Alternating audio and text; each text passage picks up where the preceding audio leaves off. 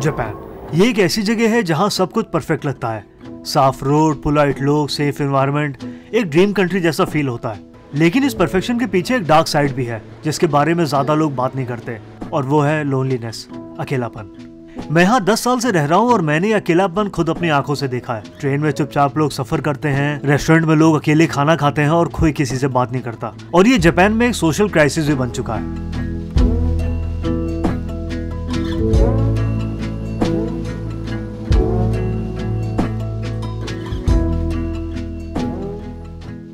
हाँ जी, क्या हाल चाल।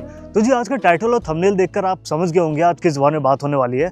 आज का टॉपिक जापान का थोड़ा सा डार्क साइड है और इस टॉपिक का नाम है लोनलीनेस। तो इंटरनेट पे आप लोगों ने देखा होगा कि यहाँ पे लोग ना बहुत अकेले हैं। यहाँ पे लोग रहते अकेले हैं, मूवी देखने अकेले जाते हैं और खाना भी अकेले ही खाते हैं। इनफैक्ट यहाँ पे कुछ ऐसे रेस्टोरेंट है जहाँ पे आप अकेले ही खाना खाने जाते हो। यहाँ पे अकेलापन इतना बढ़ गया है कि यहाँ पे इन्हें मिनिस्टर ऑफ लोनलीनेस तक बनाना पड़ा। और कहीं कहीं पर तो गवर्नमेंट स्पॉन्सर करती है इवेंट जहाँ पे आप लोगों से मिलो और आगे शादी कर सको।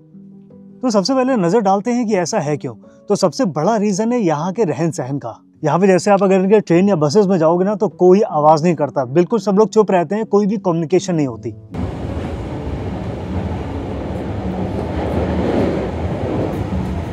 और ये दिखाता है कि जापानीज लोग बहुत ज्यादा सोशल नहीं होते। घर के आसपास कौन रह रहा है, ऑफिस में जो कोवर्कर्स है उनके साथ इतना मिलना जुलना नहीं होता। और इसी का एक्सट्रीम वर्जन को बोलते हैं हिकिकोमोरी। इसमें क्या होता है, ये लोग घर से बाहर ही नहीं निकलते हैं, ना ये ऑफिस जाते हैं ना ये स्कूल जाते हैं, और खाना वाना भी घर पे ऑर्डर करके ही खाते हैं। और ये कुछ दिन नहीं, कुछ महीने नहीं, ये सालों तक ऐसा करते हैं। लोग 25-30 साल से ये चीज करते हुए आ रहे हैं, घर से आज तक निकले ही नहीं। वो जो लोग अकेले रहते हैं वो घर पे ऑर्डर कर लेते हैं, और जो फैमिली के साथ रहते हैं उनका भी इंटरेक्शन बहुत ज्यादा होता नहीं है। वो फैमिली मेंबर्स बस उनके घर के आगे खाना रख देते हैं और वो एक बंद कमरे में रहते हैं। ये तो लोनलीनेस का बहुत ज्यादा एक्सट्रीम वर्जन हो गया, लेकिन इसके बावजूद भी 1 मिलियन हिकिकोमोरी यहाँ पे जापान में रह रहे हैं। लेकिन सबसे स्कैरी बात यह है कि ये चीज अब नॉर्मल होती जा रही है। और ऐसा नहीं है हिकिकोमोरी बहुत ओल्ड एज में होता हो, ये एज 15 से लेके एज 64 तक देखा गया है। पहले तो ये नंबर्स ना बहुत कम थे, लेकिन कोविड के बाद आए रिमोट वर्क और इस ऑनलाइन क्लासेस, इसके बाद लोगों का सोशल इंटरेक्शन कम होता चला गया और ये केसेस और बढ़ते ही चले गए, और ये अभी भी बढ़ ही रहे हैं। और कई हद तक इसका जिम्मेदार जापान का सोलो कल्चर भी है। तो यहाँ पे बहुत सारे रेस्टोरेंट है जहाँ पे आप अकेले खाने ही जाते हो।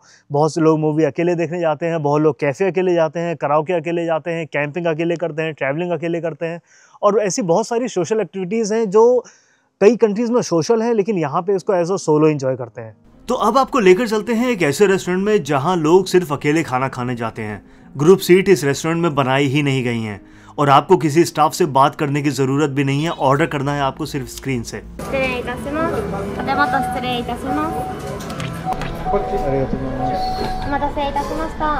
आप जब फूड ऑर्डर करते हो तो कर्टन के पीछे से स्टाफ आपको खाना प्रिपेयर करके दे देता है। आपका कोई इंटरेक्शन नहीं होता किसी भी स्टाफ के साथ। और इस तरह के बहुत सारे रेस्टोरेंट हैं जापान में जहाँ पे सिर्फ काउंटर सीट्स ही होती हैं और वहाँ लोग अकेले खाना खाने ही जाते हैं। और अगर आपको इस रेस्टोरेंट में कुछ एक्स्ट्रा ऑर्डर भी करना है तो सिर्फ बटन दबाना है, आपको स्टाफ से कोई बात करने की जरूरत नहीं है। यहाँ पे पहले से ही मैसेज लिखे हुए हैं, बस उन्हें दिखा दो। और अगर आपको कुछ एक्स्ट्रा मंगाना है तो ये पर्चा है, इस पर लिख के भर दो, वो लेके आ जाएंगे। एक्स्ट्रा नूडल मंगाते हैं।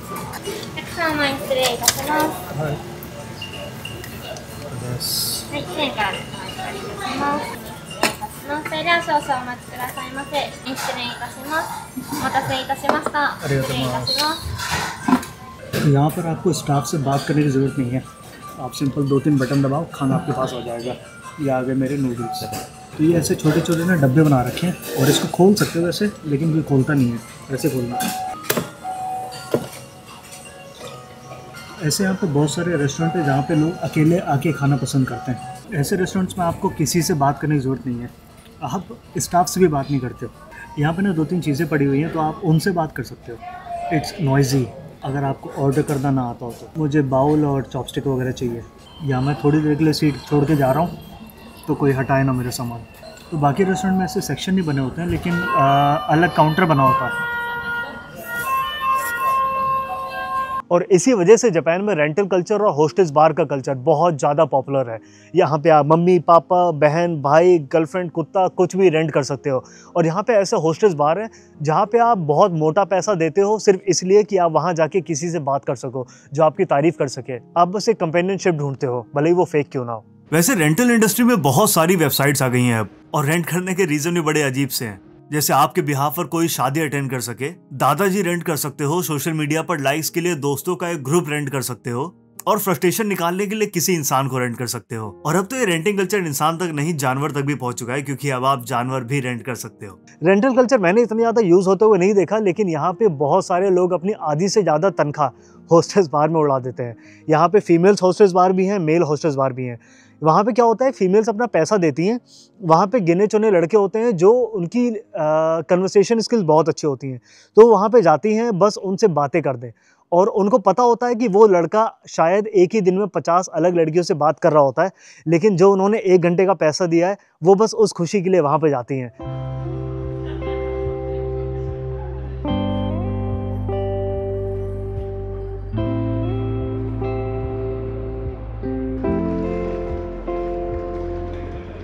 इसके बाद आता है कोदोकुशी। कोदोकुशी का मतलब होता है लोनली डेथ। तो जापान में बहुत सारी डेथ हैं जो एक बंद कमरे में हो जाती हैं, और पता तब लगता है जब बॉडी से स्मेल आने लगती है। और इसमें सबसे ज्यादा नंबर्स है बुजुर्ग लोगों का। तो होता क्या है कि जापान में लोग अपनी फैमिली से इतने ज्यादा क्लोज नहीं होते, तो धीरे धीरे उनकी बॉन्डिंग टूट जाती है, पड़ोसियों से बात नहीं होती, तो वो लोग अकेले ही रहते हैं। और इसमें बहुत ज्यादा नंबर्स बुजुर्गों का होता है, क्योंकि वो सोसाइटी से धीरे धीरे अलग हो जाते हैं। और जब उनकी डेथ होती है तो या पड़ोसी पुलिस को कॉल करता है या लैंडलॉर्ड पुलिस को कॉल करता है, और तब जाके इनकी डेथ के बारे में पता लगता है। और ये चीज जापान में इतनी कॉमन हो चुकी है कि इन घरों को क्लीन करने के लिए एक अलग से कंपनीज भी बन चुकी हैं, जो इनके घर पे आएंगी, डेड बॉडी साफ करेंगी, सारा सामान हटाएंगी और उस घर को रेनोवेट करेंगी। और अगर वो किसी धर्म से रिलेटेड है तो उसकी पूजा पाठ भी करती हैं। और ये कंपनीज बहुत ज्यादा कॉमन है जापान में। और इस तरह की क्लीनिंग को कहते हैं तोकुशु सेसो। इसमें बॉडी से निकले हुए फ्लूइड, ब्लड और स्मेल को घर से पूरी तरह रिमूव किया जाता है।